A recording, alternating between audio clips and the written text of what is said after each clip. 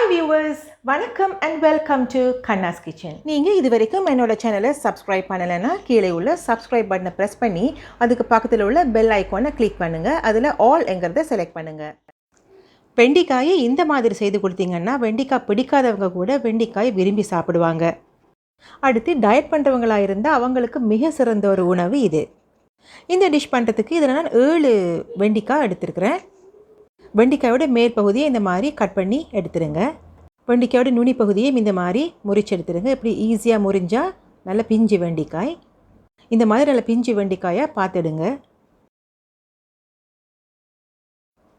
இதை நல்லா கழுவிட்டு கொதிக்கிற தண்ணியில் இதை போட்டு ஒரு நிமிஷம் இல்லை அதுக்கு குறைவாகவே இதை விடுங்க.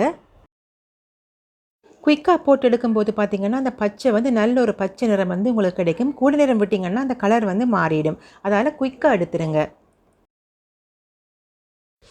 இப்போது இதை எடுத்துக்கலாம். வெண்டைக்காய் பார்த்திங்கன்னா மிகவும் சத்தான ஒரு உணவு. ஆனால் இதை விரும்பி சாப்பிட்றவங்க மிகவும் குறைவு. இந்த மாதிரி செய்தீங்கன்னா சின்னவங்கள்லேருந்து பெரியவங்க வரைக்கும் விரும்பி சாப்பிடுவாங்க. இப்போ இந்த வெண்டைக்காய் எல்லாத்தையும் நல்ல சின்ன சின்ன பீஸாக இந்த மாதிரி கட் பண்ணி எடுத்துக்கோங்க.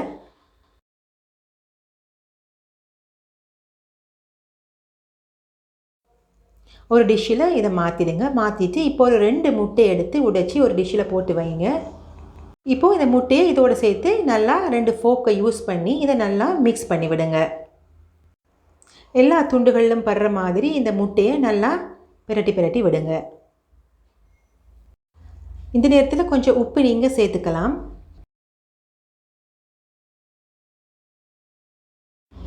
இப்போது அடுப்பில் பேனை வச்சு பேன் சூடாகினதும் எண்ணெய் ஒரு 2லேருந்து 3 டேபிள் ஸ்பூன் அளவு எண்ணெய் நான் இதில் சேர்த்துக்கிறேன்.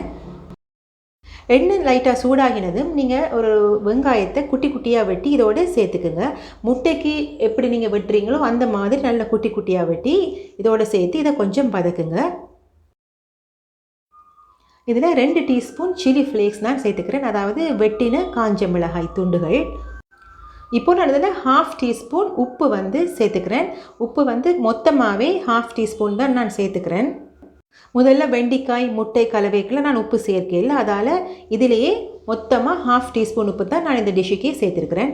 இந்த நேரம் அது கொஞ்சம் வதங்கினதும் இப்போ அந்த பிரட்டி வச்சுருக்கிற முட்டையும் வெண்டைக்காயும் இந்த மாதிரி போட்டு பரவி விடுங்க. முட்டை லைட்டாக பொரிஞ்சு வர தொடங்கினதும் நீங்கள் இந்த மாதிரி கிளறி விட்டுருங்க. முட்டை வெண்டைக்காய் வறுவல் ரெடி ஆச்சு. இதை நீங்களும் கட்டாயமாக வீட்டில் ட்ரை பண்ணி பாருங்கள். பிடிச்சிருந்தா கமெண்ட் பண்ணுங்கள். உங்களுக்கு இந்த ரெசிபி பிடிச்சிருந்தா லைக் பண்ணுங்கள், ஷேர் பண்ணுங்கள், சப்ஸ்கிரைப் பண்ணுங்கள்.